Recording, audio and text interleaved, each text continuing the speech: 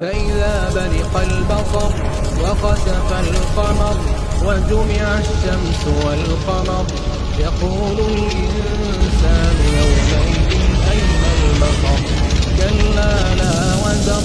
إلى ربك يومئذ المستقر ينبأ الإنسان يومئذ بما قدم وأخر بل الإنسان على نفسه بصيرة ولو ألقى معاذيره لا تحرك به لسانك لتعجل به إن علينا جمعه وقرآنه فإذا قرأ